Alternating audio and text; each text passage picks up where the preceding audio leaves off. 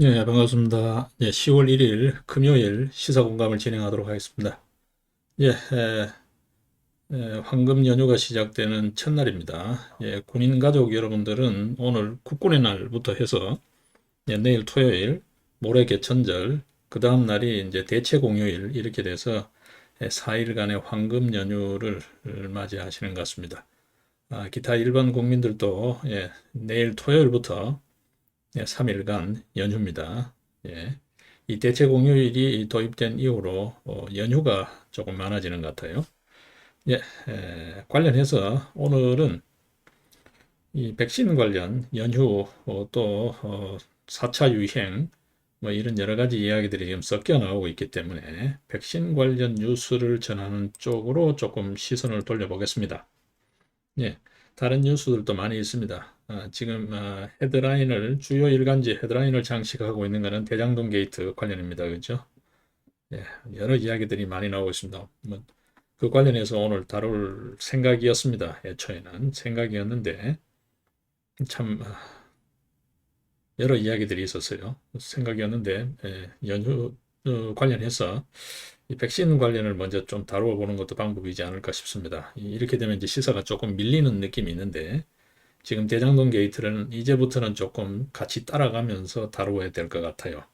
이게 지금 뭐 이전에는 초기 단계여서 조금 추이를 지켜볼 필요가 있었는데 지금부터는 흐름을 좀 따라잡으면서 맥을 짚어가는 게 필요하지 않을까 싶어요. 지금 돌아가는 분위기로 봤을 때는 아마도 민주당 내에서는 경선 과정을 거쳐서 후보가 1차 결정은 이재명으로 되겠지만 이게 이제 다른 요인, 대장동 게이트 등등 해서 이재명의 중도 사퇴가 불가피해 보이는 그런 점이 없잖아 있습니다. 그죠? 어, 어, 또 다른 면에서 이낙연 후보가 끝까지 완주하겠다는 것도 그런 의미가 있죠. 중도에 사퇴해버리면 이어받을 수가 없잖아요. 그렇다고 다시 경선할 수도 없고 후보 지명제를 할 수도 없잖아요. 아마도 지금 가는 분위기로 봤을 때는 이재명의 중도 사퇴, 이낙연의 대체 후보 뭐 이렇게 해서 이쪽 국민의힘의 후보가 누가 되는가에 따라서 최종 담판이 이루어지는 그런 형태로 가겠죠. 국민의힘 쪽도 보게 되면 황교안 후보가 특별한 이변이 없는 한 4강 진출은 뭐 문제 없어 보이고 경우에 따라서는 지금 홍준표의 추락, 유승민의 추락이 계속되고 있어서 경우에 따라서는 최종 결선에까지도 황교안 후보가 가지 않을까 그런 전망을 조심스럽게 일부에서는 하고 있습니다. 뭐 현재로서는 단연 윤석열, 홍준표의 2강 체제가 굳어지고 있고 그 다음에 2중, 3중 또는 2중 이렇게 보죠. 거기에 이제 황교안, 최재형, 유승민 뭐 이렇게 지금 윤곽을 잡는 듯한데요. 2강, 3중 잡읍시다. 나머지 이제 그렇게 3약으로 취급하는 것 같은데 대체로 그렇게 조망하는 것 같아요. 근데 지금 분위기로 봤을 때는 그렇게 갈 공산도 없지 않다라고 보여집니다. 황교안 후보가 아마 최종 본선 무대에 오르기는 조금 어려워 보이는데 이 국민의힘 내부 경선에서는 아마 최종 결선에까지 갈 수도 있다. 그런 어떤 조심스러운 전망이 나옵니다. 황교안 후보는 지금 현재 계속 지속적 상승세를 보이고 있고 나머지 후보들 홍준표의 하락세도 뚜렷하고 유승민의 뭐 하락은 거의 몰락 수준이고 그죠? 뭐 그러다가 보니까 최재형 후보는 뭐 늘 그런 답보 상태여서 또 최근 들어서 조금 더 하락하는 경향을 보이고 있어서 예, 그리고 나머지 뭐 원희룡 등등등은 뭐 고려 변수가 아닌 것처럼 그렇게 보여지니까 약체로 취급돼 간주되고 있으니까요. 분류되고 있는 거죠. 예. 아마 그렇게 가지 않을까 지금 보는 것 같아요. 특히나 어제 언론중재위 사건이 아주 전기가 될 것 같아요. 황교안 후보한테는 그동안 계속해서 국민의힘 경선 과정에서도 기타 일부 언론에서도 냉소적이고 그랬습니다. 그죠? 참 이 언론이 문제인데요. 받아쓰기 하는 또 일정 정도 기사를 공유하는 그런 어떤 묘한 그 관행들 때문에 한쪽에서 먼저 그 어떤 말을 하고 글을 쓰게 되면 그걸 따라가는 경향이 있습니다. 그죠? 일정 정도 그 시사 유행어도 마찬가지죠. 어떻게 네이밍 하느냐에 따라서 똑같은 말을 받았습니다. 그죠? 예, 그런 경향이 있는데 어쨌든 언론중재위에서 어제 JTBC가 패소했어요. 여러분 아시다시피. 예, 일부 뭐 배상 변상인가요? 뭐 배상이라고 그러죠. 일종의 배상하라는 부분은 일단은 받아들여지지 않고 정정 보도가 받아들여졌습니다. 그거는 소위 허위 보도죠. 허위 보도인데 그렇게 아마 화해 조정이 된 것 같아요. 일단 JTBC가 패소했습니다. 그리고 JTBC 그 보도를 거의 받아쓰기 형태로 이렇게 했던 다른 언론들, 여러 언론들이 있죠. 주류 언론들부터 해서 여러 언론들이 있습니다. 전부 다가 정정 보도를 해야 하는, 아마도 그 정정 보도가 쭉 같이 연쇄적으로 나가게 되면 황교안 후보의 그동안 부정선거 주장이 상당히 대국민적인 아마 여론의 반전이 일어나는, 그렇지 않아도 지금 현재 부정선거 4.15 총선이 부정선거였다는 데 대한 국민적 자각이 아주 빠르게 이렇게 확산되고 있는 시기에 아마 그런 흐름까지 타게 되면 뭐 최종 본선에는 모르겠습니다만 국민의힘 당내 경선에서는 결선에까지도 지금 그건 알 수가 없습니다. 사강은 뭐 특별한 이변이 없는 한 무난해 보이고요. 문제는 이제 중앙선거관리위원회 국민의힘 당내 경선이, 그것도 명색이 말이죠. 막대한 국고보조금을 갖고 원내 의석수 100석 이상을 보유하고 있는 소위 제1야당이 말이죠. 전 국민의 정권 교체 열망을 한 몸에 받고 있는 제1야당이 공직선거 후보조차 당내 경선을 치르고 또 당내 경선관리위원회에서 그걸 관장하지 못하고 중앙선거관리위원회에 거의 백지신탁하듯이 그렇게 넘겨버리는, 지금 국민의힘 책임당원들 약 한 2,000명, 1,800명 설도 있고 2,000명 설도 있습니다. 그죠? 1,800명 이상이 일단 이거 가처분 이거 안 된다. 이거 이제 가처분 신청이 들어가 있습니다. 그죠? 지금 언론중재위 결정을 봐서 그다음에 다른 어떤 유사 판결을 봐서 받아들여질 가능성이 큽니다. 물론 이게 정치적 사안이어서 골치 아프니까 정당 내부 문제니까 너희들이 알아서 해라 뭐 이렇게 사법부에서 손을 뗄 수도 있습니다만, 다른 유사 사례를 봤을 때는 사법적 판단이 내려질 수도 있습니다. 만약에 이 가처분 결정이 받아들여지게 되면 황교안 후보에 대한 그런 어떤 일말의 불안감, 소위 중앙선관위에 조금이라도 좀 밑보이면 미움털이 박히면 다른 요인이 개입할 수 있다. 그런 어떤 불안감, 우려가 많이 있잖아요. 현실적으로 있는 건 사실이니까요. 그렇다고 중앙선관위가 그렇게 했다라는 소리는 지금 저나 뭐 아무도 하고 있지 않은데 그런 우려를 많이 하고 있죠. 4.15 총선 그 관련해서 선거소송이죠. 선거모여소송 관련해서 지금 재검표 과정에서 보여지는 선관위의 태도, 그 다음에 실제 그 이해할 수 없는 투표지들 등등, 그 다음에 대법원의 태도, 이런 걸 봤을 때 지금 상당히 의심하는 국민들이 많습니다.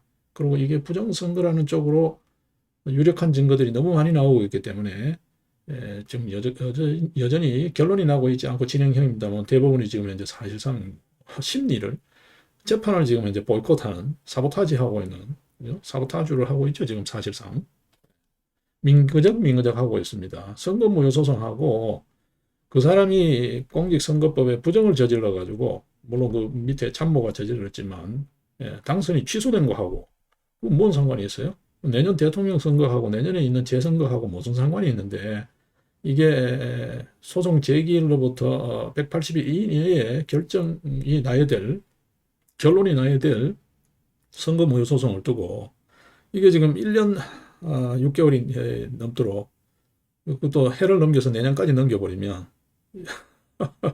선거소송 하나만 하죠, 여러분. 이러다가 뭐 임기 다 끝나가게요? 지금 뭐 21대 국회 그래봐야 얼마 남았다고 그러죠? 임기의 절반을 돌고 있지 않아요, 지금.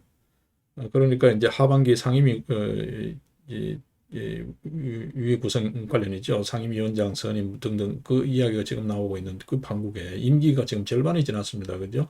언제 선거소송 하나고요? 그거 뭐 그렇게 이렇게 질질 끌면은 임기 다 끝난 뒤에 소송해가지고 무슨 선거소송에 의미가 없잖아요. 지금 그런 의미에서 대법원이 직무유기를 하고 있는 거죠. 법 규정 위반입니다. 그거는 강행 규정이고 임의 규정이 아니잖아요. 할 수 있는 게 아니고 하여야 한다라는 거니까 이제 누가 해석해도 이거는 강행 규정이죠. 그렇다고 보면 대법원이 지금 현재 예, 법 규정을 위반하고 있는 겁니다. 그죠? 대법원이 위법 행위를 하고 있는 거예요. 뭐 직무유기를 떠나서도 공직선거법 위반이에요, 여러분. 그렇죠? 대법원에 그 주심 판사가 누군지 모르지만 어떤 재판부인지 모르겠지만 그 재판부는 전부 다가 공직선거법 위반이에요. 그렇잖아요? 예. 대법원이 지금 현재 어떤 의미에서 뭐 좀 표현이 그렇습니다만 현행범이나 마찬가지예요. 지금 재판 진행 현장에서 지금 재판이 지금 소송이 걸려 있는데 그 현장에서 지금 예, 펜딩되고 있으니까 이런 지금 상황이 빚어지고 있습니다. 이야기가 조금 옆으로 갔습니다만 예, 지금 시사가 조금 그렇습니다. 지금 시사라는 거는 어차피 시성이 있어야 되잖아요. 그 시기에 한참 지난 뒤에 뭐 그렇잖아요. 행차 뒤에 나발이 봐야 시사로서는 의미가 없죠. 그때 그런 이야기가 있었는데 뭐 이렇게 뒷담화 받게 되지 않잖아요. 조금 그런 면이 있어서 오늘 다뤄야 될 시사를 조금 예, 한 발 미뤄서 다루는 문제가 있습니다. 경우에 따라서는 조금 하루 이틀 늦어지더라도 원래 제가 월금만 진행을 합니다만 하루 이틀 늦어지더라도 예, 약간 변동사항이 있으면 변동 요인을 반영해서라도 봤어요. 뭐 토요일 예, 토요일은 제가 막 줄곧 지금 한 5년 이상 매주 토요일마다 토요 트랙, 방화 트랙 관련해서 저 자신도 같이 동참을 하고 있었어요. 다른 일을 특별히 잡지 않습니다. 그러다 보니까 이게 조금 시간을 내기가 어떨지는 모르겠습니다만 예, 경우에 따라서는 일요일 시간을 내서라도 조금 오늘 다뤄야 할 시사를 약간 조금 시차는 있더라도 다루는 쪽으로 하고요. 오늘은 연휴가 있으니까 백신 관련 이런 쪽 뉴스를 중심으로 몇 개 정도만 추려서 보는 걸로 정리를 할까 합니다. 조금 더 시간이 되면 오늘 다룰 시사 중에서 미루기가 조금 애매한 부분은 조금 당겨서 다뤄보는 당긴다기보다는 미루지 않고 다뤄보는 그런 어떤 형태로 정리를 한번 해보겠습니다. 자, 오늘은 그렇다고 보니까 약간은 여러분들이 잘 모르실 수도 있습니다. 그죠? 이 정규제 전에 한국경제 주필이죠. 정규제 주필이 주축이라고 해야 되나요? 그래서 만들고 있는 그 대체 대안언론 펜앤드마이크죠. 펜앤드마이크 여기 사훈이 자유진실 시장인가 본데요. 펜앤드마이크 쪽 그 뉴스를 보겠습니다. 이쪽에 신문이 있습니다, 여러분. 인터넷 신문이 있습니다. 유튜브 채널이 있고 인터넷 신문이 있습니다. 정확한 이 사명이나 이런 건 제가 잘 모르겠고요. 펜앤드마이크.com이라고 영문으로는 펜앤 연필 그럴 때 펜에 엔드 그럴 때 엔드를 다 쓰는 게 아니고 N 영문 N 알파벳 N에다가 마이크 mik.com 펜앤마이크.com이라는 펜앤마이크 일보죠. 일종의 인터넷 신문 기사 중심으로만 전적으로 일단 중심 내용을 한번 이야기해 볼까 합니다. 자, 관심 있으신 분들은 보시고 그쪽에 정기 구독도 하시면 좋을 것 같아요. 정기 구독료가 월 10,000원이라고 되어 있는데 보통 우리가 인터넷 신문 그러면 여러분들 주로 많이 보시는 뭐 이렇게 있잖아요. 뭐 우리 사회에서 좌우 편하게 뭐 어느 게 좌우인지 모르겠지만 좌의 오마이뉴스 예를 들면 우에 지금 대체지로 그동안 몇몇 언론이 신문이 오르내렸습니다만 지금 제 기능을 잘 못하는 것 같아요. 이제 그 자리를 지금 펜앤드마이크 이 인터넷 신문이 상당히 잘 기사가 괜찮습니다. 자기 색깔도 있고 그 오마이뉴스에 대항하는 어떤 신문 그런 것 같아요. 월 10,000원 정기구독이라 그러는데 관심이 있으신 분들 또 그 다음에 뭐 특별히 내가 자주는 못 보더라도 그냥 뭐 이렇게 후원 참조 독지가라도 하겠다 그런 언론을 키우는 게 필요하다 그런 생각하시는 분들은 정기구독을 하고 하는 것도 좋은 방법 같아요. 저희 방화 쪽에서도 지금 뭐 이게 어떤 형태가 될지는 모르겠습니다만 이 미디어 정식으로 등록된 언론으로 새로 진영을 갖추는 걸 지금 부지런히 준비하고 있습니다. 10월 중에는 1차 아마 출범이 되지 않을까 싶습니다. 지금 거의 막바지 단계 검토를 하고 있으니까요. 뭐 나중에 또 뭐 저들 쪽에도 좀 격려를 해주시고 하면 더 고맙고 그렇습니다. 예, 이제 차차 하나 둘 이제 다시 해 나가겠습니다. 뭐 일단 펜앤드 마이크 쪽 오늘 보겠습니다. 여러분 백신 패스 이야기, 백신 패스요. 백신 패스 이야기가 최근에 좀 나오죠. 예, 이 관련해서 좀 우리가 좀 알아야 될 것 같아요. 이게 일종의 백신 접종 의무화나 마찬가지잖아요. 의무화나 마찬가지인데 지금 글쎄요. 이게 사실상 이제 백신 안 맞는 사람은 공공장소를 출입 못하게 하는 공공장소 출입이 현저하게 제약되는 뭐 못하게 한다보다 예, 요즘 말을 좀 조심해야 되더라고요. 걸핏하면 뭐 시비가 들어와서 시비가 딴 거 아닙니다. 뭐 고소고발 뭐 이렇게 되는 거죠. 고소고발 들으면 여러분 당장 조사받는 게 번거롭습니다. 그죠? 불려다녀야 되고 예, 시간을 뺏기게 되니까 그 불필요한 시비가 있어서 이 참 말을 참 가려서 해야 되더라고요. 이 일선 방송 같은 경우에는 작가가 써주는 대로 대본대로 그냥 읽으면 되는데 약간의 자기 재량을 발휘해서 하면 되는데 뭐 저처럼 이렇게 혼자서 북치고 장구치고 다 해야 되는 경우는 그렇죠. 그게 참 쉽지 않습니다. 그죠? 그리고 뭐 다른 일정들이 워낙 많다가 보니까 겨우 뭐 빈 짜투리 시간을 내서 이렇게 지금 제가 이 말씀드리는 이 시간도 그렇잖아요. 이렇게 이제 쫓기듯이 바쁘게 이렇게 뭐 자료 검토도 제대로 할 수가 없으니까 그죠? 주룩 한번 한눈에 훑어보고 나서는 이야기를 해야 되는 그런 상황이라서 이런 경우는 특히나 조심스럽습니다. 예. 그쪽으로 뭐 전문적으로 잘 훈련돼서 늘 그런 용어만 이렇게 가려서 쓰는 경우도 좀 쉽지 않고요. 뭐 일상적으로 우리가 이렇게 만나는 관계에서 쓰던 스타일대로 그렇게 말을 하다가 보면 시비가 걸리는 경우들이 좀 있어서 그죠. 예. 어쨌든 간에 현저하게 제약된다. 이렇게 다시 수정해서 말씀을 드리겠습니다. 그렇게 될 수 있는 문제입니다. 이 위드 코로나 참 준비가 제대로 안 돼 있잖아요. 여러분 아시다시피. 그죠? 최근에 생활치료센터 성면 발암물질 노출 사건 등등 그다음 뭐 그 필요 인력, 필수 인력이 지금 어떻게 배치되어 있는지 인력 상황도 지금 녹록지 않은 것 같고요. 제대로 충원이 안 돼 있다는 소리가 들리기도 하고 감염병원 제대로 된 전문병원 제대로 안 돼 있고 병실 확충 제대로 안 돼 있다는 소리 뭐 등등 해서 이게 일상으로 복귀가 과연 될까? 지금 확진자도 훨씬 늘어났죠. 좀 뭐 무슨 이유에서든 간에 확진자가 지금 늘어났는데 이게 줄지를 않아요. 그죠? 갑자기 줄일 수가 없잖아요. 지금 계절적 요인에서 점점 좀 생기는 판인데 자, 지금 뭐 3,000명대가 뭐 일상적입니다. 그죠? 2,500명 선에서 3,000명 초반까지. 그러니까 3,000명 내외로 지금 계속 왔다 갔다 하는데, 이게 지금 이 판국에 이보다가 더 뭐 좋을 때도 일상 안 된다라고, 더 뭐 방역 강화해야 된다고, 사회적 거리두기 엄하게 지켜야 된다고 그렇게 난리치던 이 정부, 이 나라에서 무슨 위드 코로나 일상으로의 복귀인지 갑자기 질병청 그 여러분 기자회견 할 때 앞에 표 보셨죠? 국민의 일상 회복을 돕는다. 일상으로의 복귀를 돕는다. 언제요? 언제 저가 그만큼 친절을 하고 언제 그만큼 정성스럽게 신경을 썼나요? 매번 통제하기 바빴고 엉뚱한 짓 하기 바빴지 언제요? 그죠? 참 이해가 안 되는지 그 위드 코로나 이야기 나옵니다. 여기 백신 패스 이야기 나옵니다. 예, 지금 이제 지금 외국 사례까지 겸해서 지금 펜마이크의 뉴스 기사를 중심으로 해서 조금 한번 보겠습니다.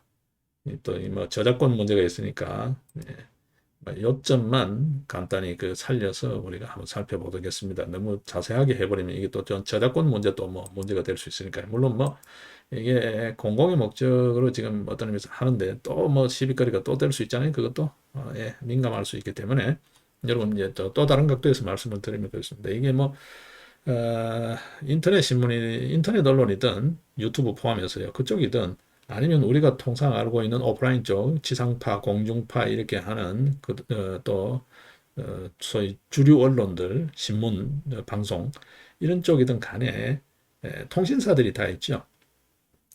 예. 그 다음에 이제 앞서도 지금 뭐 서로 어느 한쪽에서 기사를 쓰게 되면 또 그 기사를 서로 이렇게 나누어 가지는 경우들도 있고 주르륵 뺏겨서 따로서 쓰는 그런 경우도 있다. 뭐 이야기 잠깐 있었는데 그런 것처럼요. 이게 지금 언론법에서 권장하는 거. 여기 물론 강행 규정은 아닙니다. 왜냐하면 강행 규정이 물론 뭐 강행 규정이라고 다 처벌 규정이 따르는 건 아닙니다만 처벌 규정도 없고 그러니까 권고 사항이라고 봐야 되겠죠. 실제 주류 언론도 그거 못 지키고 있습니다. 그게 뭐냐 하면 자체 생산 기사. 자체 생산 기사. 순수하게 자체적으로 노력해서 발굴한 기사. 이게 30%를 넘어야 된다는 거거든요. 근데 사실 KBS도 그거 잘 못 지킵니다. 예. 조중동도 잘 못 지킵니다. 예. 조선동아중앙도 잘 못 지켜요. 조선 KBS 정도나 겨우 턱걸이 한다고 그럴까요? 뭐 그런 정도고요. 그것도 매번 지키지는 못합니다. 이게 월별 통계를 내보면 지키지 못하고요. 대부분 다 이제 기사를 서로 공유하거나 타기관에서 생산한 기사를 약간 손질해서 쓰거나 또 통신사, 뭐 YTN이라든지 뉴스원이라든지 이런 통신사들이 있잖아요. 약간의 뭐 좀 공공기관적 성격의 통신사가 연합뉴스 뭐 이런 쪽이죠. 연합통신. 그다음에 뭐 뉴스원 이런 쪽은 민간 통신사잖아요. 통신사들 여러분 뭐 로이터 통신 예를 들면 AP 통신 이런 거 들어보셨잖아요. 이제 그런 데서부터 받아서 약간 가공 손질해서 나가거든요. 그거는 이제 자체 생산 기사로 보지 않습니다. 예. 순수하게 자체적으로 취재원을 발굴해 가지고 취재한 기사. 그게 30%를 넘게 하라는 게 이제 언론법에서 정해놓은 기준입니다. 근데 그 기준을 충족시키는 언론사가 우리나라에 없다. 거의 없다고 보시면 됩니다. 거의 없다. 자체 생산 기사가 그 한 20%, 10개 기사 중에 2개 정도만 나와도 그게 아주 훌륭한 언론사. 괜찮은 언론사로 그렇게 우리나라에서는 간주되고 있습니다. 예. 그러다 보니까 뭐 처벌 규정이 없고 강행 규정도 아니고 뭐 그렇게 되어 있습니다. 언론법에 뭐 최소한의 형식 요건으로 그렇게 권장하는 형태로 되어 있는데, 예. 그러다 보니까 이게 자체 생산 기사일 경우에는 상당히 서로 이해관계가 첨예합니다. 야, 뭐 보통 그렇잖아요. 기사를 야 좀 쓰자 이러면 그 사용료를 낸단 말이에요. 돈이 오고 가잖아요. 어떤 의미에서. 예. 그런 문제가 있어서 서로 좀 민감한 부분이 있습니다. 그래서 이 저작권 어떤 의미에서 그걸 떠나서도 저작권은 있는 거니까 그죠? 콘텐츠 저작권이든 뭐 다른 더 광범위한 저작권이든 간에 권리가 있는 거니까 요점만 한번 추려서 한번 보겠습니다. 예, 백신 패스 검토를 하고 있다. 이 백신 패스 소위 백신을 맞았다라는 거, 접종 완료자라는 거, 그걸 확인해 줄 수 있는 확인증이 없으면 그린카드죠. 소위 말해서 그린카드가 없으면 식당이나 극장이나 이런 다중이용시설 출입을 제한하겠다라는 거죠. 제한받게 된다라는 거죠. 지금 소위 방역당국에서 하는 이야기로는 일반 성인들 기준으로 접종 완료율이 백신 접종 완료율이 80%를 하여튼 꼭 기준선으로 삼아서 그거를 이제 위드 코로나 일상 복귀의 전제 조건으로 그렇게 자꾸 이렇게 말을 흘리고 있습니다. 자꾸 일상 복귀 이제 뭐 저들이 정치 방역이든 속된 말로 뭐 사기 방역이든 무슨 짓을 하든 간에 계속 이렇게 거리두기 해가지고는 거리 두는 게 아니라 이거 완전히 이거 뭐 대표적으로 자영업자죠. 뭐 자영업자를 사지로 내모는 거니까요. 이제 뭐 더 어떻게 할 수가 없잖아요. 그러니까 뭐 방법을 찾아야 되는데 다른 방법도 없고 뚜렷한 방법도 보이지 않고 그렇다고 코로나 사태가 조기에 종식될 것 같지도 않고 그러다 보니까 이제 궁여지책으로 풀어줄 수 있는 뭔가를 명분을 만들어야 되는데 그러다 보니까 위드 코로나 이런 이야기를 하는 거죠. 이제 서구에서도 지금 경제 활동이 너무 위축되니까 이게 이제 어떤 의미에서 세계 경제 질서가 붕괴될 상황이거든요. 지금 여러분 아시다시피 그렇죠? 지금 공급망이 다 문제가 되고 있잖아요. 다 문제되고 있습니다. 최근에 중국에서 하고 있는 거 뭐 정전 이런 사태 그러면서 공장을 세우고 이것도 다른 어떤 요인이 있다라고 지금 보고 있어요. 뭐 그 이야기까지 오늘 나가면 좋은데 어떨지 모르겠습니다. 예. 이게 순수하게 그냥 뭐죠? 좀 이렇게 뒷담화하는 소위 말해서 뒷담화하기 좋은 말로 중국 꼬라지 봐라. 뭐 석탄도 없고 뭐도 없고 이제 중국이 이제 거의 뭐 거들이 나고 있다. 뭐 이렇게 비아냥대고 냉소적으로 하는 소리 있습니다만 다른 의미에서는 고도의 전략적 개선이 깔려 있다. 지금 보시게 되면 반도체 등등 해가지고 중국 IT 관련 특히요. 이게 뭐 안보 문제죠. 어? 보안 문제를 들어가지고 미국 중심으로 해서 중국을 굉장히 압박하는 분위기잖아요. 수출 규제, 수입 규제 등등등 해가지고 그죠? 그러니까 그 반대로 엿먹으라 이거죠. 세계의 공장이라 그러잖아요. 뭐 어떤 제품이든 간에 제품 만드는 거는 거의 대부분 다 중국을 중심으로 뭐 다른 인도라든지 대체지가 있긴 있습니다만 그 시장 점유율 면에서는 중국이 압도적이죠. 그죠?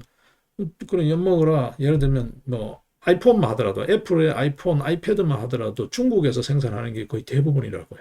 생산량이 그러세요? 한 60%가 넘을걸요? 그걸 전부 다 거기서 만드는데 예, 전기 안 줘버리면 그러니까 전기를 있으면서 안 준다 그러면 이거 진짜 이제 완전히 내놓고 욕먹고 손가락질 받을 판이잖아요. 그렇게는 또 너무 속 보이니까 못하고 전기 없다. 그러니까 이제 블랙아웃 해버리는 거죠. 동북 삼성부터 블랙아웃 시켰잖아요. 지금 뭐 우리도 난리죠. 오리온 초코파이 신상품 내가지고 다시 또 이제 뭐 또 한번 재미 보려고 했는데 공장이 올 수도 없대 버리고 그렇죠? 전기가 없다는 거지. 예. 일단 화력발전소부터 이 화력발전소가 생산 단가가 상당히 높잖아요. 그리고 국제 원자재가가 최근 올랐거든요. 그러다가 좀 다른 물밑의 사건을 보게 되면 최근에 중국하고 호주 간에 굉장히 첨예하게 신경전을 벌이고 있습니다. 예. 호주가 쿼드에 참여하면서 소위 중국 포위 전략이잖아요. 중국 포위 전략의 군사 동맹에 호주가 가담하면서 잠수함 전력이나 이런 걸 좀 이제 강화하고 있는데 그러다 보니까 중국이 호주 이런 데서의 뭐라고 해야 되나요? 그 농산물 이런 쪽에서는 막대한 수입국이잖아요. 그 교역 관계에서는 중국이 엄청나게 이제 호주 입장에서는 효자단 말이에요. 그랬는데 중국이 이제 수입도 안 하고 뭐 이렇게 이제 하니까 서로 이제 약간 보복 성격의 신경전이 날카롭죠. 예, 그리고 석탄 발전소는 여러분 호주에서 생산되는 유연탄으로 전 세계 모든 나라들이 전 세계 점유율 한 60% 넘을 거예요. 호주산 유연탄. 예. 우리는 무연탄이죠. 우리 저 삼척 뭐 이렇게 태백 이런 쪽에 탄광지대에 나는 거 우리는 주로 무연탄입니다. 유연탄이 아닙니다. 예, 석탄 화력 발전소, 석탄을 떼는 화력 발전소에서 쓰는 거는 주로 유연탄입니다. 유연탄. 그 중에 이제 호주산 유연탄이 이 효율이 가장 높고 품질이 좋아요. 그러다 보니까 시장 점유율이 높죠. 이제 그러니까 호주 입장에서는 이제 석탄 값을 올려버리는 거죠. 중국이 가만보니 괘씸하죠. 그렇지 않아도 자꾸 이제 호주 노는 게 마음에 안 드는데 그러니까 이제 석탄 발전소부터 스톱시켜버리는 거지. 그러니까 1차적으로 피해를 보는 게 그렇지 않아도 묘수를 찾은 거죠. 중국 입장에서는. 그렇다고 IT를 같이 맞받아치자니 지금 당장 어떤 의미에서 아쉬운 게 중국이잖아요. 첨단 부품, 소위 미국이나 뭐 이런 유럽산 이런 쪽에 첨단 부품을 가져와 가지고 자기네들 뭐 정밀 하다못해 뭐 항공기 군함이라도 만들어야 되는데 이 부품이 안 돌아버리면 자기네들 손해니까 지금 뭐 이래저래 쥐어박히면서 화웨이도 쥐어박히고 뭐 등등 다 쥐어박히고 있잖아요. 지금 IT 분야에서. 예, 그렇게 쥐어박히더라도 어쨌든 간에 굴욕을 참으면서라도 지금 끌려갈 수밖에 없는 이 상황에 마땅한 보복책이 없었는데 호주 지금 그러고 있는 차에 뭐 에라이 뭐 엿먹어라 이래 되는 거죠. 좀 그런 의도가 있는 것 같아요. 제가 봤을 때는. 지금 그냥 중국에 뭐 지금 봐라 경제가 뭐 말이 아니다 뭐 이렇게 하는데 그거는 좀 너무 표피적으로 보는 것 같고 중국의 경제력이 그렇게 만만치 않습니다. 지금 상당히 내공이 있어요. 어쨌든 이게 개방 개혁 정책을 한 지가 언제입니까? 80년대부터 40년 세월이 흘렀어요, 여러분. G2 그러니까 일본을 제치고 미국과 같이 세계 경제의 양대 축을 형성한다는 이야기가 나온 지가 지금 얼마입니까, 여러분? 약 20년 세월이잖아요. 중국에 내공이 있습니다. 그렇게 호락호락한 동네는 아니거든요. 아마도 제가 추측하는 쪽에 경영성이 더 맞을 겁니다. 그러니까 이제 공장을 일단 세워버리는 거지. 너 한번 엿먹어봐라는 거지. 당장 이제 아이폰 공장도 세울 판이잖아요. 우리는 뭐 초코파이 이런 정도지만. 그러니까 제일 만만한 게 화력발전소죠. 그러면 직접적으로 호주산 유연탄을 안 써도 되니까 호주로서는 석탄 하나의 산업이잖아요. 이게 석탄 산업 자체가 수출 최대 수출국인데 중국 이런 쪽이 석탄 산업의 충격이 굉장히 크죠. 그렇다는 이야기는 호주도 여러분 한번 보십시오. 별 뭐 첨단 산업 없습니다. 대부분 서비스 산업이고 아니면 주로 1차 산업이에요. 제조업도 별로 없잖아요. 호주, 뉴질랜드 이런 쪽 가보시면 거의 뭐 1차지요. 농업, 광업, 뭐 호주는 특히 광업입니다. 그죠? 근데 석탄 당장 중국이 안 사가 버리니까 타격이 있죠. 너도 한번 영웅 바라는 거죠. 그 다음에 이제 고소한 게 뭐죠? 중국 입장에서는 고소한 게 뭐 아이폰이고 뭐 그래. 뭐 너도 한번 우리 뭐 자꾸 이렇게 화웨이 그러고 자꾸 트집 잡고 뭐 그렇죠? 뭐 5G 제품들 전부 다 화웨이 장비 쓰지 마라. 이렇게 뭐, 소위 미국과 관련되는 모든 국가들의 압력을 넣고 유럽하고 지금 한덩어리가 돼가지고 중국을 포위하고 있는 거잖아요. 경제적으로 고사시키고, 예, 군사적으로는 포위하고 있고. 지금 그런 꼴이죠. 인도까지 들어가지고. 예, 그러니까 중국 입장에서는 지금, 일타 양피 또는 뭐 일석이조 또는 일타 삼피 사피 보는 거죠. 너들 한번 엿먹어봐라는 그런 의도가 있지 않은가 싶어요. 이게 장기전은 안 될 것 같은데 이제 중국도 믿는 구석이 있습니다. 최근에 중국이 여러분 원자력 발전소 건설 상황이 상당히 대대적으로 이루어지고 있거든요.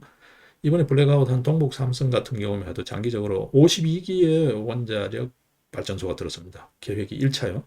그리고 지금 우리가 알고 있는 산동반도 발해만부터 해서 산동반도 청도 뭐 이렇게 하는 칭다오 이렇게 하는 거기서부터 해서 저 광동까지요. 닝보 뭐 그쪽 아래쪽 있죠.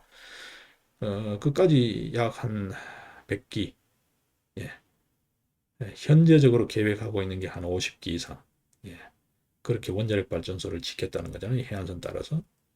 중국도 지금 뭐 아주 핵심 부분은 자기네들이 아주 큰 타격, 약간의 타격은 있겠죠. 어떤 타격이냐 하면 가정집에 전기가 충분히 안 된다든지 짜잘짜잘한 동네 공장에 전기가 충분치 않는 이런 피해는 있죠.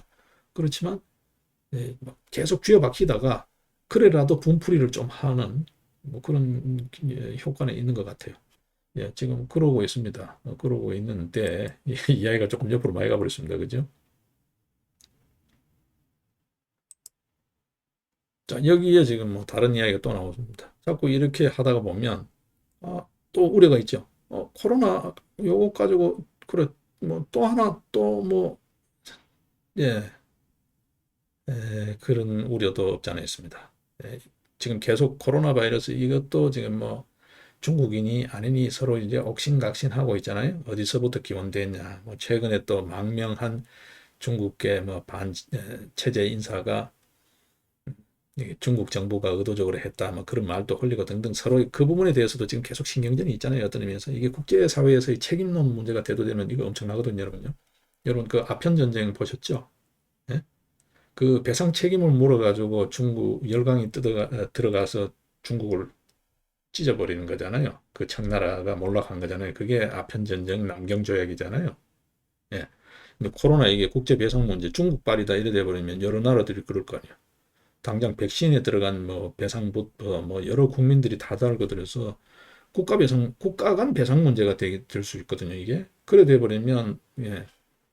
아편 그 불사르고 나서 그거 배상해라라고 해가지고 붙었던 아편 전쟁 못지않게 이게 전쟁이 되는 거죠. 중국은 이제 그 배상액 물어주다가 나라 그냥 주저앉는 거죠. 여태까지 열심히 공장 짓고 예, 품 팔아가지고 이제 겨우 좀 이제 먹고 살만한데 국제 무대 나가서 똥개나 좀 끼고 가오잡을 만한데 배상 그래서 코로나 이래가지고 다 달라들어 버리면 이게 국제 관계라는 게 그렇잖아요.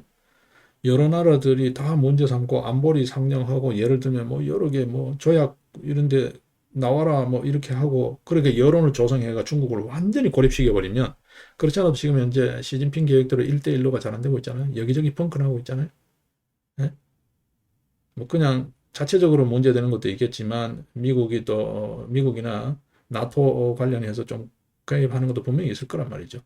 가장 최근 들어서도 지금 보게 되면 지금 여러분 그쪽에 관심이 없으시나요? 국제 역학 관계 관심 가지셔야 되는데 그죠? 당장 예를 들어서 중국의 양안 문제, 중국하고 본토하고 그건 이제 중공이라 합시다. 중공하고 대만하고 전쟁이라도 터져버리면 이게 굉장히 민감한 거죠. 아직은 어쨌든 간에 석유라는 걸 무시할 수가 없잖아요. 에너지원. 그 다음에 뭐라 그래야 되나요? 안보 전략상 차원에서도 통행권이라는 게 있습니다. 그죠? 그걸 항행권이라고 그러죠. 바다의 통행권. 자유 항행권이 제약돼 버리면 미국의 세계 지배력이라는 거는 그야 뭐 이제 동네 주먹밖에 안 되는 거죠. 이제 세계 지도자 지위를 내놔야 되겠죠. 그죠? 뭐 우리가 대표적으로 알고 있는 항공모함 이런 거잖아요. 미국의 전력이라는 게 항공모함 한 대가 뭐 웬만한 나라의 국방력보다가 더 그거랑 맞먹는다 그러니까 그죠? 예. 근데 불과 며칠 전만 하더라도 지금도 아마 그 계속 진행형이죠. 진행형이죠. 예, 항공모함 세 대가 지금 몰리고 있는. 중공도 뭐 대항해서 움직이고 등등 하다 보니까 항공모함 6대가 지금 현재 대만 해협 인근에 몰려드는 지금 그런 국제관계 묘한 그 줄다리기가 계속되고 있잖아요. 예. 뭐 새로운 그런 어떤 또 다른 우려스러운 게 예, 인도에서 그렇지 않아도 뭐 니파 바이러스 이런 이야기 나오는데 그죠? 코로나에 버금가는 새로운 게 또 하나 뭐 풍 터져버리면 이제 뭐 진짜 뭐 우린 다시 이제 한번 이런 게 더 만약에 더 얹어져 버리면 글쎄요 세계 경제가 최소한 4, 50년은 뒤로 후퇴해 버릴걸요. 그죠? 진짜 뭐 소달구지 꾸는 시절로 다시 돌아가지 않는다는 보장이 없습니다. 지금 여러분 보시다시피 해운도 그렇고 바닷길도 그렇고 배도 그렇고 항공도 그렇고 물류가 지금 대란입니다, 여러분. 그죠? 물류가 정상적이지 않아요. 이게 모든 부분이 지금 시원찮아서 그런 거죠. 인력도 그렇고 그다음에 경제성 문제도 그렇고 이게 되니까 자꾸 이제 줄이고 또 물량도 그만이 없다고 보니까 지금 이제 물량이 너무 많죠. 지금 대란입니다. 물류 대란입니다. 보내야 될 물건은 많은데 싣고 갈 배편 항공편이 모자라는 지금 이런 상황이죠. 예. 여기에 뭐 다른 요인이 만약에 더 악화되거나 더 겹쳐버리면 이건 뭐 절단 나는 거죠. 진짜 뭐 소달구지 끌고 걸어서 예, 또 배 타고 쪽배 타고 마젤란처럼 세계를 돌아야 될지도 모르는 이건 뭐 이거는 상상하기도 끔찍한 그런 일이 벌어질 수도 있습니다. 그죠? 지금 그런 조심스러운 이야기 나와요. 계속해서 중국을 이렇게 막다른 골목으로 압박해 들어가면 그런 요인이 또 있을 수도 있다라는 아주 일부의 이야기지만 예, 일종의 음모론자들의 음모론처럼 그런 우려도 있습니다. 이야기가 있습니다. 없는 건 아닙니다. 뭐 국제관계 이런 쪽에 조금 관심이 있으신 분들은 조금 그런 쪽에 미리 조금 아시고 계실 텐데 그렇죠. 자 일단 다시 우리 이야기 잡겠습니다. 이러다 보면 지금 한두 개 이야기로 또 시간이 넘어가 버리니까요. 자 그랬는데 지금 무슨 이야기를 합니까? 이제 10월 1일이 되었습니다만 29일자 엊그제죠. 엊그제 그렇죠? 어제가 30일이니까 29일자 손영래 중앙사고수습본부 사회전략반장이라는 사람이 브리핑을 통해서 언론 브리핑을 통해서 무슨 말을 했냐 하면 백신 패스 도입과 함께 인증 방법을 다양화하는 방안을 검토 중에 있다 이런 말을 했어요. 그렇죠? 어제 브리핑에서 그런 이야기 했습니다. 정례 브리핑에서. 네. 근데 이게 말이죠. 먼저 이런 쪽을 시행했던 유럽은 성패가 갈리고 있고요. 그리고 찬반 논쟁이 팽팽하고요. 프랑스는 의무화를 강행을 했는데 여전히 시끌시끌하고요. 영국은 실패했습니다. 그러니까 이 의무화로 넘어가는데 실패했어요. 워낙 국민들 반대가 심해서 실패했어요. 영국은 못했고 프랑스는 어쨌든 의무화를 시행을 해요. 시행을 하는데 이게 저기 좀 시끌시끌하죠. 굉장히 시끄럽습니다. 자, 근데 미국 같은 경우는 어떻게 됩니까? 연방정부 차원에서 바이든 행정부가 들어서면서 의무화를 했습니다. 미국 같은 경우에는 거의 일방적으로 해버렸죠. 바이든 행정부가. 그죠? 미국은 어떻게 됐습니까? 9일이죠. 9일. 9월 9일 날 연방 공무원하고 100인 이상 민간 기업에 종사하는 종사자, 그다음에 의료 종사자는 백신 접종을 의무화하는 그런 조치를 했습니다. 그렇죠? 100인 이상 기업, 연방 공무원, 의료 종사자 이 사람들은 백신을 의무적으로 맞아야 돼요. 맞지 않으면 어쨌든 일상적인 생활이 불가능할 정도로 그렇게 강력한 백신 접종 의무화 정책을 시행을 해버렸습니다. 9월 9일 날. 그렇죠? 지난 9일 날 했어요. 여기에 이제 어쨌든 미국 인구가 지금 얼마 정도 되나요? 약 한 2억 7천, 2억 7, 8천 정도 되죠? 1억 명 정도. 그러니까 전체 인구의 약 한 30% 정도 되겠죠? 1억 명이면. 1억 명 정도가 직접 영향권에 들어온다는 거예요. 직간접 영향권에. 여러분 연방 공무원 이럴 때 특히 미국 같은 경우에는 공무원이 많죠. 군인만 하더라도 그 주변 가족들까지 하면 굉장히 많죠. 그죠? 그러다가 100인 이상 기업, 여기 기업 규모하고는 차원이 다른 데로 가보시면 아시다시피 매출액도 차원이 다르고요. 다릅니다. 100인 이상. 그러면 여기로 치면 어떻게 될까요? 미국의 100인 이상 기업이라고 치면 여기는 10인 이상 사업장 이렇게 보시면 될 겁니다. 그런 정도 전체가 다 적용이 되고 그 다음에 의료 종사자. 예, 의료라고 하면은 이제 의료, 보건, 그다음에 약국, 그다음에 요양 이런 쪽까지 전부 다요. 예, 그러니까 약 한 1억 명이 된다는 거예요. 미국은 어쨌든 시행을 했습니다. 이미 시행을 했고 그럼에도 불구하고 미국 내에서도 반발이 만만찮아요. 자, 그러면 이제 민간 기업 보겠습니다. 유나이티드 항공이 대표적이죠. 이제 페네마이크 기사의 참고 부분인데요. 이 미국의 유나이티드 항공, 유나이티드 항공이 이 델타 항공과 같이 미국의 주요 어떤 의미에서 하늘길을 담당하고 있는 운송 회사입니다. 그죠? 유나이티드 항공 같은 경우에는 백신 접종하지 않은 직원은 무더기로 해고해 버렸다는 거예요. 무더기로 해고를 한다는 거예요. 우리나라에서는 이러면 난리 나겠죠. 미국에서는 뭐 이게 예사입니다, 여러분. 그러니까 자유롭게 해고할 수 있어야죠. 우리 이쪽에 지금 보게 되면 불과 한 두세 달 뒤가 되면 기업 3법, 기업 규제 3법이라고 하는 그 막강한 법률이 시행됩니다만 사용자가 뭘 할 수 있는 게 아무것도 없어요, 여러분. 사용자가 뭘 할 수 있는 게 아무것도 없어요, 여러분. 한번 보십시오. 이렇게까지 좀 편형적인, 편파적인 이런 노동 정책을 기업 정책이죠. 기업 정책이라 해도 좋고 노동 정책이라 해도 좋은데 이거는 문제가 많습니다, 여러분.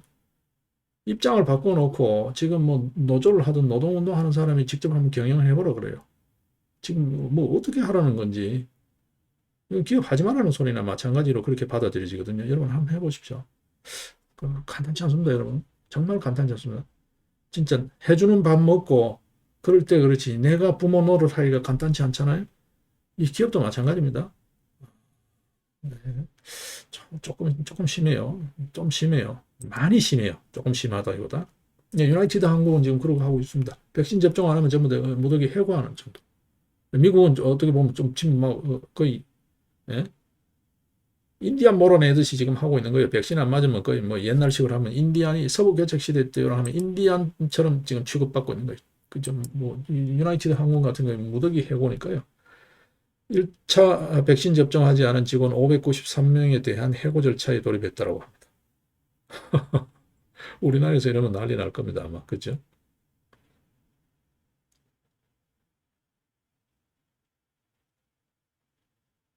네, 일단은 뭐 그런 이야기 들립니다. 유나이티드 항공의 본사 직원은 6만 7천 명이라고 해요. 뭐 그중에 593명이 일단 1차 해고 절차에 돌입했다는 기사입니다. 예.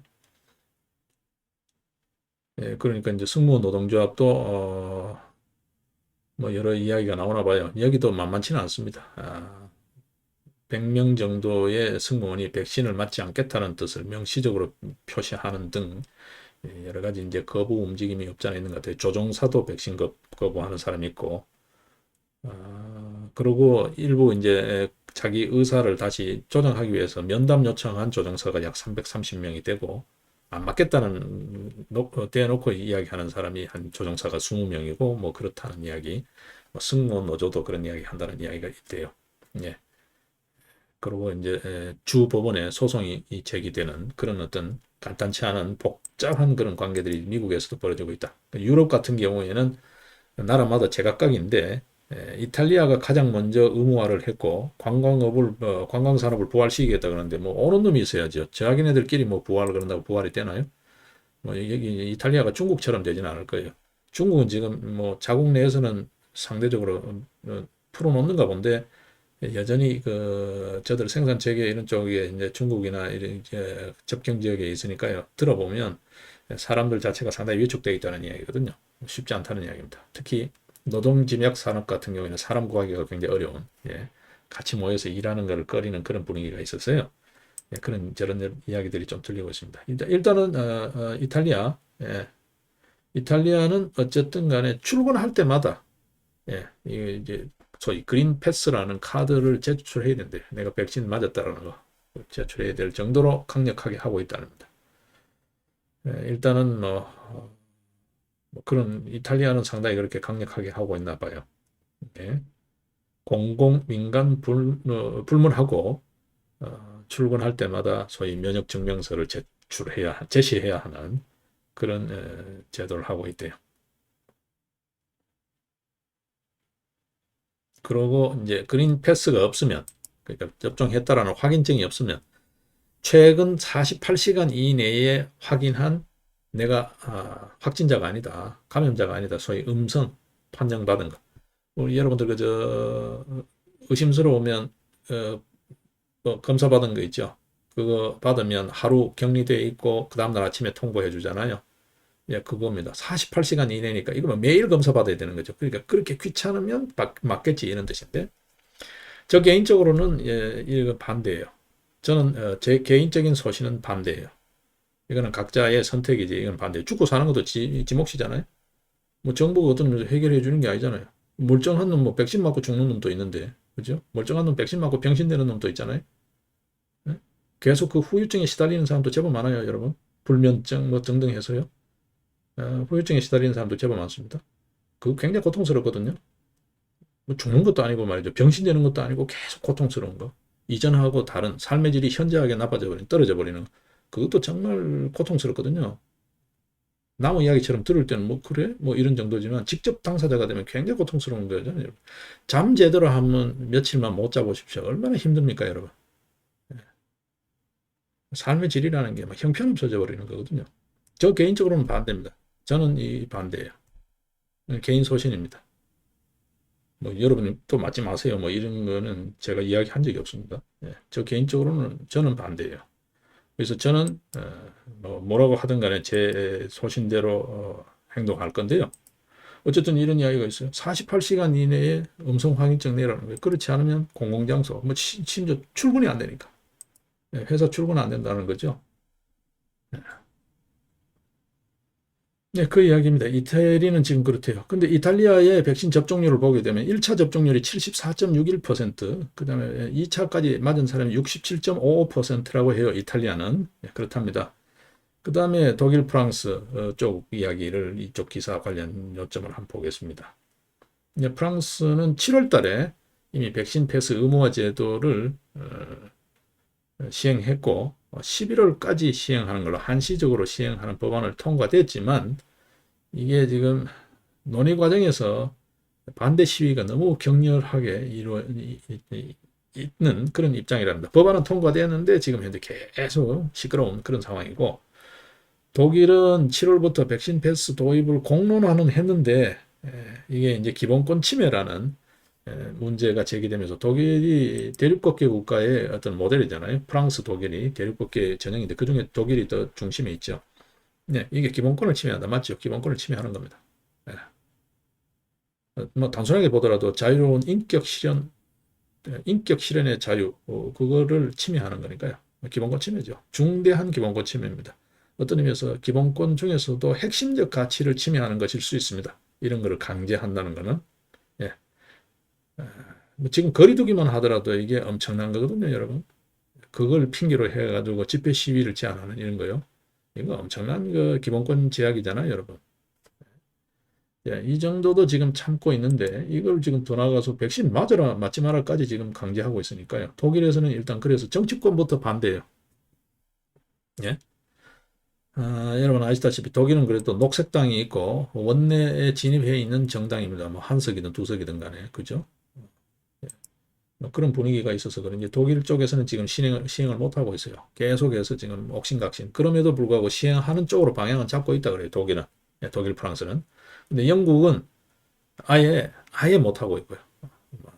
국민하고 정치권이 대대적으로 반발하는 바람에 영국은 아예 못 하고 있습니다. 못 하고 있고, 독일은 어쨌든 꾸역꾸역 하려고는 하고 있고 지금 그런 상태래요. 그래서 식당, 업소, 야간업소 특히 이 증명서 제시를 의무화하는 조치, 이게 이제 계속되고 있다 그럽니다. 예. 일부 법원 판결에서도 정당하다는 판결이 주를 이루고 있다라는 이야기입니다. 예. 근데 여론은 어쨌든 찬반이 팽팽하다. 이게 이제 펜앤마이크 쪽에서 백신 패스 관련해서 이야기하는 요지인 것 같습니다. 자, 우리 사회 쪽으로 돌아오면 저는 무엇보다도 다 좋습니다. 뭐 각자의 자기 판단이니까. 저 개인적 소신은 그래요. 저는 백신 안 맞을 거고, 백신이 접종 의무화 조치, 소위 말해서 뭐라고 해야 되나요? 이 백신 패스 제도, 이거에 대해서 반대입니다. 저는 반대 의견이에요. 시종일관 확고한 제 개인적인 소신입니다.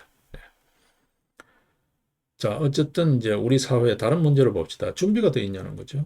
자, 이탈리아만 하더라도 그래도 백신 접종률이 67%잖아요. 2차 접종률. 우리 지금 어떻게 되어 있습니까? 우리 지금 몇 퍼센트죠?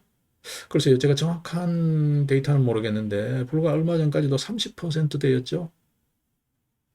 이걸 뭐 빠른 속도로 지금 백신을 물량을 확보해 가지고 뭐 어쨌든 7, 80%까지 올리겠다는 건데 지금 여기 지금 방역 당국에서 우리 방역 당국에서 나오는 이야기도 접종률 80%잖아요. 그게 1차만이 아닐 거라고요. 2차까지죠. 예. 2차 80%까지 지금 현재 그 반면에 일부 언론에서도 지금 보도가 됐죠. 바닥 정서가 어떻습니까? 백신을 거부하는 정서가 상당히 많습니다. 그건 뭔지 모르겠지만 어쨌든 간에 뭐 여러 요인들이 있겠죠. 그동안에 이제 백신 부작용 문제가 가장 크고 그 백신 안정성이죠. 그리고 양질의 백신이 잘 없다라는 게 많았죠. 뭐 어떤 뭐 얀센, 예? 아스트라제네카, 아제 백신 소위 예, 아제 백신으로 통한 아제 백신 야식꾸리한 얀센 백신 뭐 이런 거 자꾸 맞으라 그러니까 안 맞고 그래서 백신은 있는데 폐기하는 그러니까 국민이 원하는 맞고자 하는 사람이 접종자가 원하는 백신이 아니라는 거죠.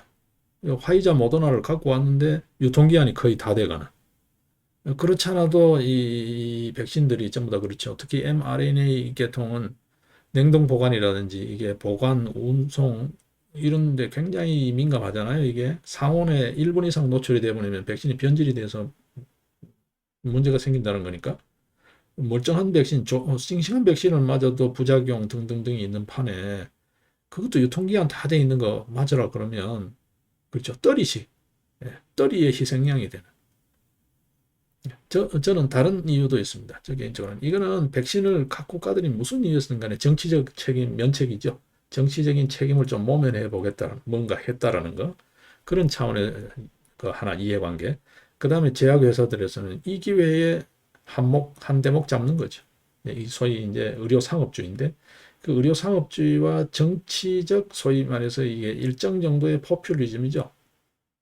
정치적 계산 이게 이해관계가 맞아들어가는 그리고 그 중간에 어쨌든 이런 어떤 감염병 사태 위험에 노출되어 있는 일반 국민들의 건강권 이게 지금 볼모가 되어 있는 그게 지금 이런 형태로 자꾸 도는 게 아니라 백신 맞는다고 되는 게 아니잖아요, 여러분. 최근에 엊그제도 제가 시사에서 그런 말씀을 드렸죠. 모더나 CEO, 화이자 CEO가 뭐라 그럽니까? 1년 내에 백신이 코로나 사태는 종식될 것이다.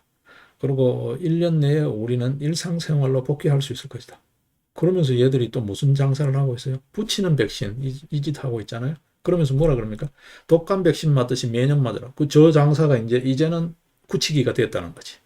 이제는 매년 고정 매출이 나온다는 거지. 100조 정도에. 그거밖에 달리 안 들리더라고요. 제가 듣기에는. 매년 맞으라는 거야. 근데 무슨 일상으로 복귀해요? 코로나하고 독감하고는 차원이 다르잖아요, 여러분. 차원이 다릅니다. 조금 더 센 독감 그런 게 아니에요.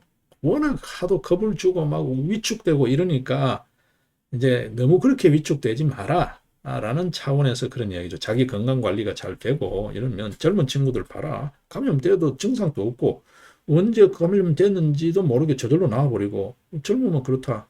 근데 이게 기저질환이 있거나 또 면역력이 떨어져 있는 노약자들 같은 경우에는 감염이 되면 굉장히 위험해질 수 있다. 심지어는 사망에 이를 수도 있다. 그만큼 위험한 거다는 거죠. 독감이 걸렸다고 그게 바로 죽지는 않잖아요, 여러분. 네?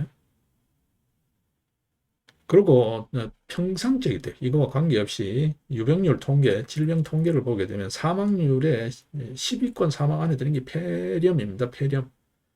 나이 들어서 늦게 이제 죽을 때 되면 암, 뭐 등등등 이렇게 이야기하지만 막판에는 폐렴이에요, 전부 다. 최종 사망 원인은 한번 보십시오. 거의 대부분 폐렴입니다.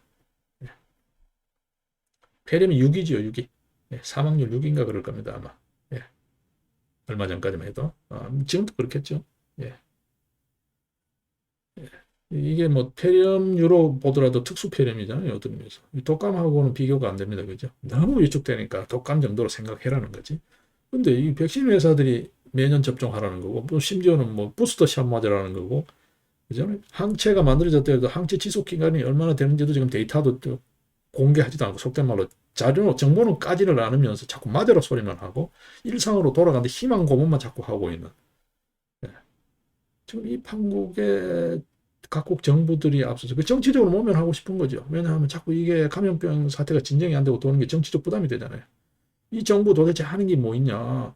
뭐 이렇게 되면서 자꾸 정권 교체 이야기가 나오게 되고 또 뭐 자기에 대한 지지 신뢰가 지금 떨어지게 되는 거니까 정치적 뭐 어, 책임 오면 책이죠. 뭐 어떤 의미에서.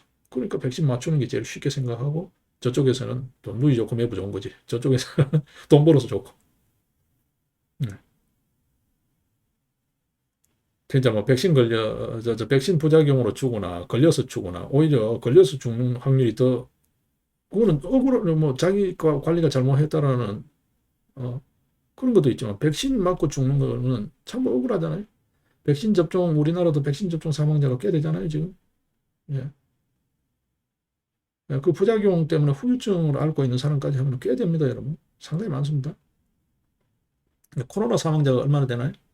예. 2,000명 정도라고 하죠. 2,000 뭐 몇백 명 정도라 그러죠. 예. 백신 관련 얼마 정도 되나요? 상당히 많죠. 예. 그렇습니다. 그러니까 이제 백신 안 맞겠다 주의가 많아진다고요. 차츰차츰 많아지죠. 특히 젊은 층 같은 경우에 뭐 젊은 사람 안 죽더라 뭐 이렇게 되니까. 그리고 확진되는 사람 중에서도 지금 보게 되면 제 주변에도 저를 이렇게 보는데요. 별로 후유증 없는 사람 말이에요. 일부 후유증 있는 사람들도 있습니다. 냄새 못 맡고 이런 사람들 있어요. 보면. 근데 뭐 약간 좀 이전보다가는 좀 숨이 좀 찬다. 뭐 괜찮다고 다 나았다고 하는데 숨이 좀 찬다. 뭐 그런 이야기 하는 분들 보이겠다만 뭐 걸렸는데 낫고 나서 난 모르겠어. 뭐 이렇게 이야기하는 분도 있고요. 경우에 따라서는 꽤 연로한 분인데도 연세가 많아요. 연세가 많은 분인데도 자기는 뭐 그냥 뭐 감기 정도밖에 나는 모르겠던데 이런 이야기 하시는 분도 있고 그래요. 이게 사람마다 다 틀리더라고요. 자, 뭐 그런 판에 지금 이런 이야기요. 저 개인적으로는 지금 백신 패스 이야기가 나오는데 반대입니다. 저는 반대입니다. 어쨌든. 네. 뭐 제가 무슨 생각을 하는 거는 뭐 네, 일단 그렇습니다. 자, 그 다음 이제 다른 뉴스 잠깐 한번 보겠습니다. 예, 보겠습니다. 우리 사회의 중요한 맥점만 연휴 기간에 짚고 넘어가겠습니다. 뭐 다른 지금 뭐 핫 이슈로 되어 있는 건 대장동 게이트입니다. 그죠? 그 이전에 조성은, 박지원, 그 다음에 간첩단 이런 거 지금 다 묻혀버렸죠, 여러분. 절대 이거 소홀히 해서는 안 되는 거거든요. 지금 대장동 게이트도 다른 의미에서 보게 되면 우리 내에 소위 말해서 어, 경기동부연합이라는 통진당 구 잔존 세력하고 일부 소위 좀 문제 많죠. 소위 조폭 뭐 이런 이야기도 나오잖아요. 일정 정도 보게 되면 그죠? 이재명 시장 어젠가요? 그젠가요? 그제지요. 장기표 의원이 자신의 페이스북에다가 사진 한 장을 올렸잖아요, 여러분. 이재명 시장실을 한번 보십시오. 거기 두 다리 신발 신고 발 올려놓고 있는 사진이요. 도대체 그게 누구겠냐, 누구겠냐. 암시 조금 뭐 글쎄 뭐 이것도 말이 조심스러운데 그게 우리가 아무리 친한 친구 자리에 갔다고 하더라도 아무리 막역한 친구라도 그 친구 책상 위에 발 올리진 않잖아요. 그럼 성행이 이게 불량하다고 봐야 되겠죠. 상당히 성행이 불량. 거기 옆에 서가지고 어깨 손 얹어 있는 이재명의 사진이 있잖아요. 이거 도대체 당신 뭐 하는 짓이냐고 노발대발 해야 되는데 거기 뭐 별 그거 없이 멋쩍게 웃고 있는 그 사진이 있잖아요, 여러분. 이게 뭘까라는 거예요, 뭘까? 소위 말해서 뭐 민노총 정도 수준일까? 아니면 더 뭐 이렇게 일까?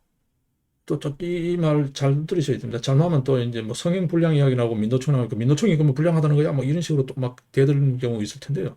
말 좀 잘 가려 들으셔야 됩니다. 네.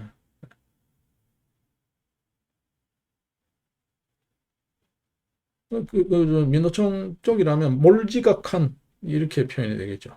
몰지각한 소위 뭐 버릇없는 뭐 다리 뭐 뻐근한데 뭐 우리 보통 보면 그 대중교통을 타도 장거리 가는 버스나 이런 때 고속버스나 또 심지어 뭐 기차 이런 거 타다 보면 뒷좌석에 있는 사람이 앞좌석 사람 자리에 막 발 이렇게 비행기 이런 데 보면 장시간 탈 때요.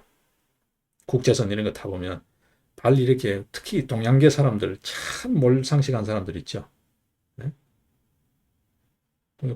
심지어 막 여름철이 되면 발꼬랑내 나는 그 발을 가지고 나무 의자 위로 이렇게 발 올리고 있는 사람들이 있잖아요. 그 몰지각한 그런 사람인지 진짜 성향이 불량한 건지 어쨌든 간에 우리가 상식적으로 납득이 안 되는 그런 소행 시장 의자에다가 그렇죠? 집무실 의자에 시장이든 뭐 부장이든 과장이든 간에 대리든 간에 그 사람 일을 보는 사물을 보는 책상 위에 발을 올린다는 게 그게 상식적으로 납득이 됩니까, 여러분? 그런 사람하고 섞여 있다는 게 그 사진이 지금 있잖아요. 그 장기표 선생 저 페이스북 한번 가보세요. 이게 뭘까라는 거죠. 이게 뭘까? 자, 여기에 지금 의원직 상실형이 하나 떨어졌어요. 이런 정도 이야기만 몇 개 이렇게 짚고 가겠습니다. 대장동 게이트 쪽을 좀 봐야 되는데 문제가 많습니다. 거기 권순일이 특히 저 개인적으로는 최근에 특히 우리나라 법치가 너무 형편없잖아요. 검찰, 경찰, 그다음 법원 이쪽을 좀 예의주시하고 있는데요.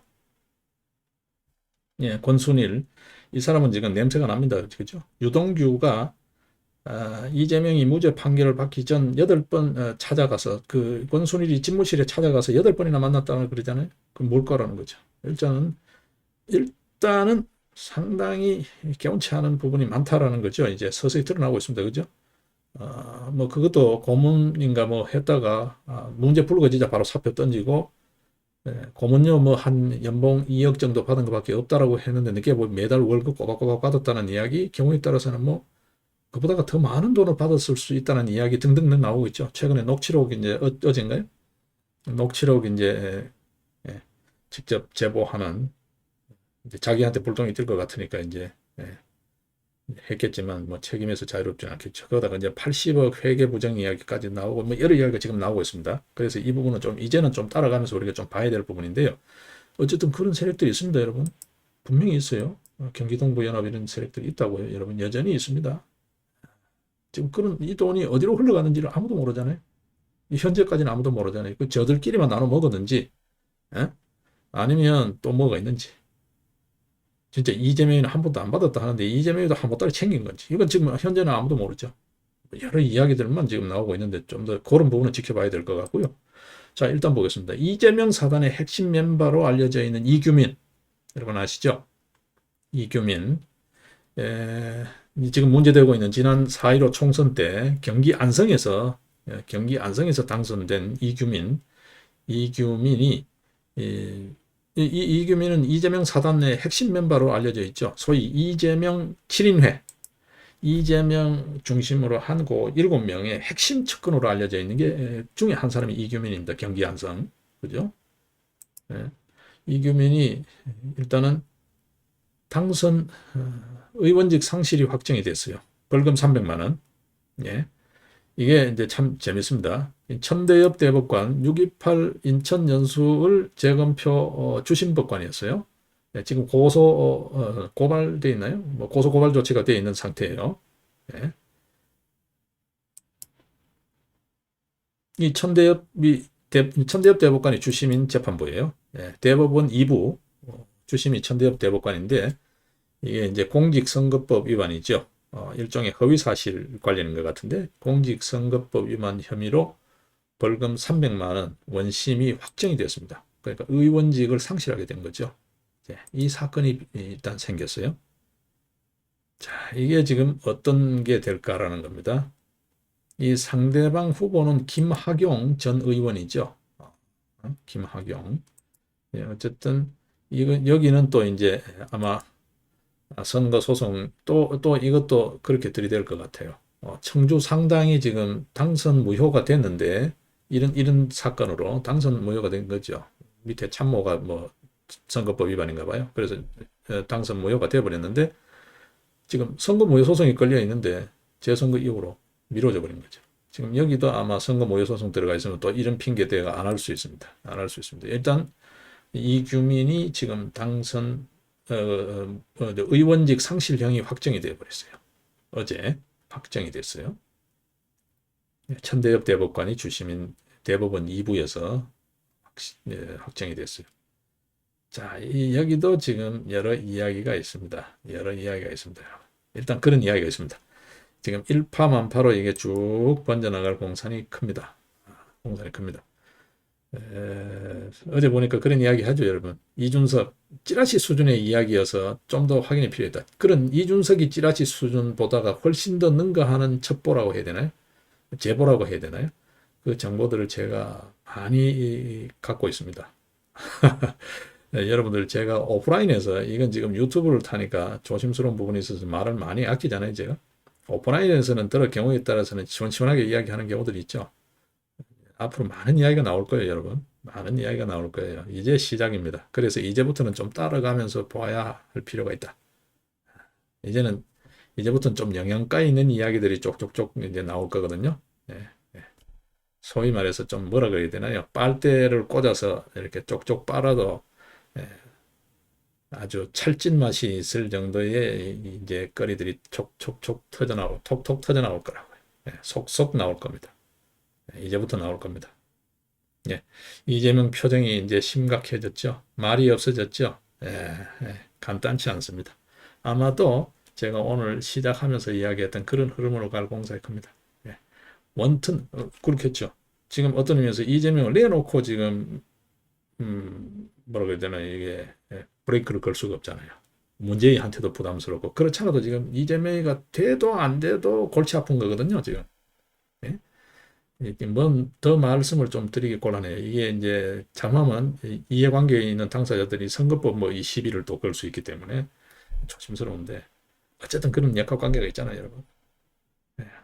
이재명이가 안 되면 정권 재창출이 어려울 것 같고 이재명이가 되면 그렇죠? 먼 불은 덜 뜨겁지만 가까이 있는 불은 뜨겁다고 이게 또 다른 정치 보복이 올까봐 두렵고 뭐 등등이 있죠. 복잡하죠. 그 이제 이런 분위기에 지금 이제 예상도 안 했던 그죠? 자기네들끼리 지금 자폭하는 시나리오로 가버렸잖아요. 그렇죠? 5호, 5호, 4호 뭐 서로 이제 밀고 하는 형태로 증거물까지 한 보따리 녹취록까지 갖다가 줘버리는. 그러니까 수사 안 할 수가 없죠. 뭐 천없는 놈이라고 수사 안 할 수 없죠. 수사 안 하면 지가 바로 곧바로 직무유기로 걸릴 판이니까 수사하는 신용을 해야 되겠죠. 근데 여러분 얼마나 웃깁니까? 네? 얼마나 웃깁니까? 오늘 유동규가 뭐라 그랬습니까? 제가 어제죠, 어제.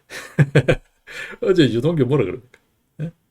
나폰 창문 밖으로 안 던졌어. 던진 적 없어. 예, 하는데 압수수색에 나간 검찰은 뭐라 그럽니까?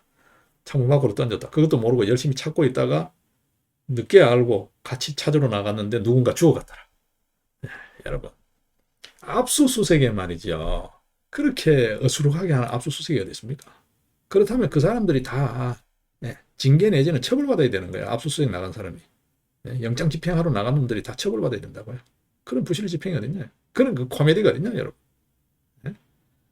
창문밖으로 던졌다 한들 그거 못 찾나요? 발신 전화 거니까 검찰 수사관들 하는 이야기들 전화 거니까 제3의 장소에서 발신지가 잡힌다. 그거 여러분 바로 잡지 못 잡습니까? 공중전화 박스에서 전화하는 유괴범도 바로 실시간 추적해서 잡는데 그거 하나 못 잡아요? 이런 짓을 하고 있습니다, 여러분. 그냥 듣고 흘리기에는 참 너무 한심한 짓. 국민을 진짜 개돼지로 보는 거죠. 국민을 개돼지로 보는 거죠. 이 검찰을 믿으라고 지금 하고 있습니다. 검찰 수사권을 완전 박탈하겠다. 검수완박하던 놈들이 이제 검찰을 믿자라고 소리하고 있어요. 얼마나 웃깁니까, 여러분? 얼마나 웃깁니까? 이거는 뭐 코미디도 아니고 말이죠.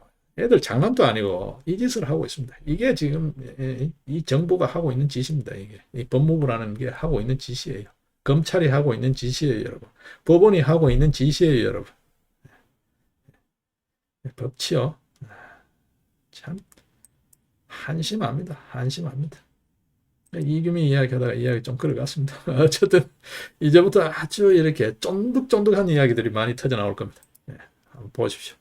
그래서 이제 조금씩 나오는 이야기 선에서는 이야기를 어떤 의미에서 위험 부담이 없는 선에서는 이야기를 같이 좀 해가려고 했는데 오늘 지금 이제 연휴가 마침 드는 바람에 백신 패스 이야기가 또 나오다 보니까 그 관련해서 조금 이야기를 하는 게 조금 이렇게 너스레가 좀 많았습니다.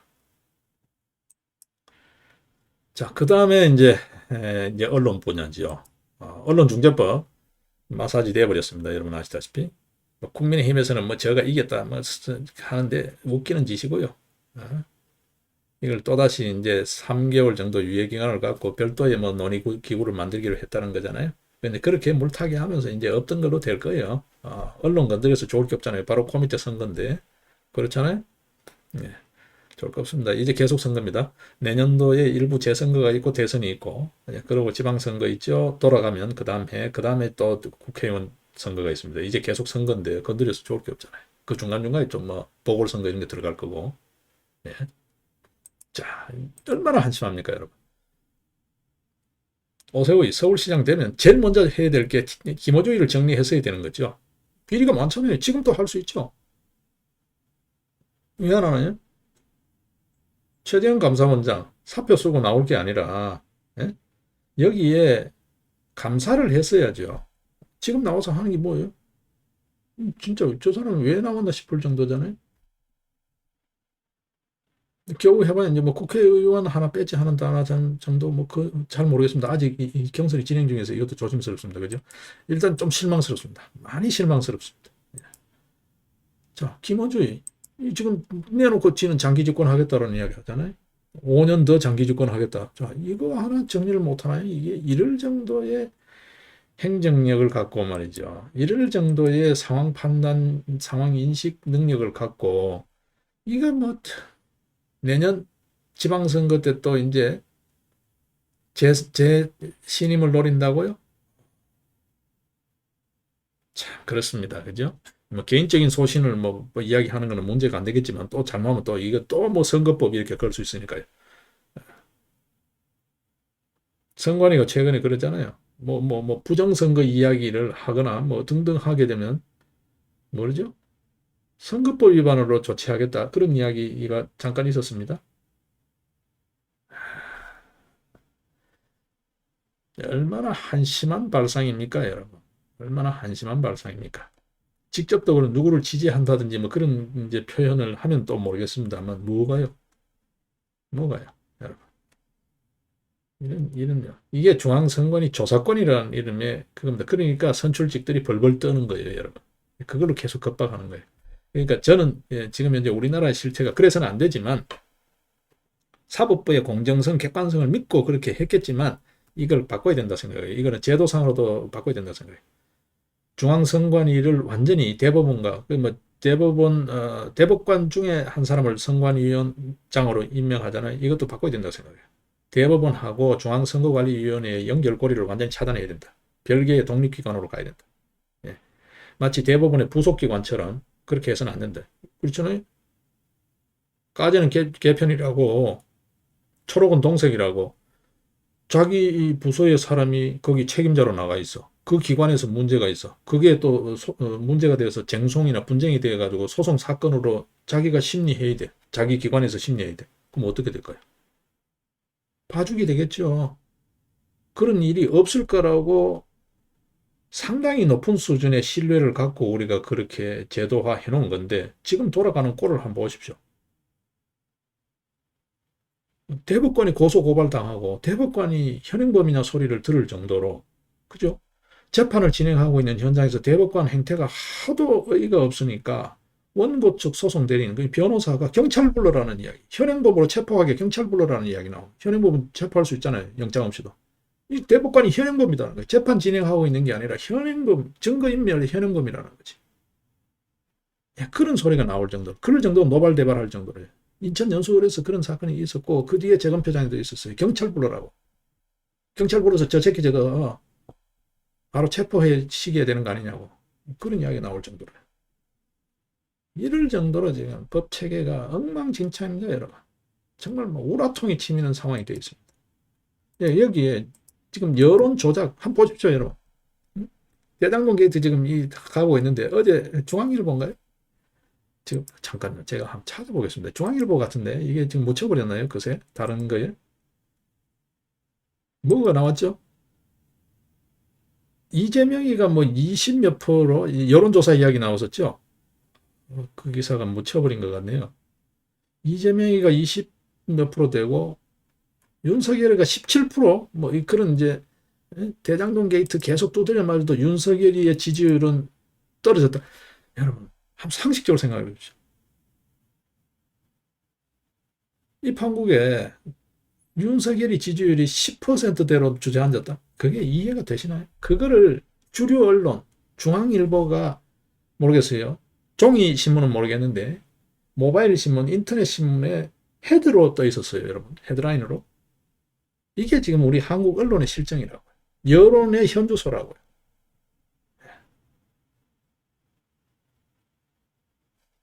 이 판에, 그죠? 지금 방심위로부터도 그렇고 계속해서 경고를 먹은 김어준. 그러고 한번 보십시오, 여러분. 내놓고 지금 우리 사회의 소위 음모론을 계속 음모론의 공장처럼 돌아가는 게 김어준의 입이잖아요. 어떤 의미에서. 예? 이 김어준을 정리 안 하고 이게 교통방송이 계속 뭐죠, 서울시민 세금, 국민 세금이죠. 어떤 의미에서. 그 세금으로 그 고액의 출연료를 계속 주고 있잖아요. 이거 예산을, 어떤 의미에서 예산 집행의 정당성 문제도 있는 거예요, 이게. 이런 걸 처리를 안 하고 지금 뭔 짓 하고 있어요? 뭔 짓 하고 있어요? 응? 참 한심해요. 죽은 박원순 같은 경우에는 하다못해 무슨 뭐 집회 같은 거 하면 서울시 두드리 맞고 광화문 광장 두드리 맞고 천막 부수고 그 짓이라도 했어요. 지금 오세훈이 하는 건 뭡니까? 광화문 집회 못한다. 그냥 같이 행동대회 하고 있어. 행동대회 하고 있어. 그러면서 내년에 나와서 표 달라라고요? 여러분 주겠습니까? 내 곁에도 표 안 주겠어. 이런 한심한 짓 하고 있어요, 지금. 예? 여기 뭐 출연하는 게 어디 뭐 벼슬인가요? 김재호의.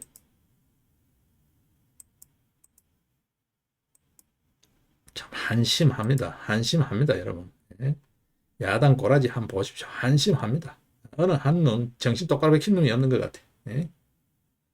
오히려 김어준이가 최근 들어서 큰 소리 치고 있잖아요. 오세훈이 임기 얼마 안 남았잖아. 이렇게 오히려 큰 소리 하고 있어요. 응? 그 죽은 박원순 하고 싸우고 살아있는 김어준이는 겁이 나서 빌빌빌 도망가고 뭐 의회 핑계대고 뭐 핑계대고 도망가고 무슨 뭐 대단한 뭐 포용력이 있는 리더인 것처럼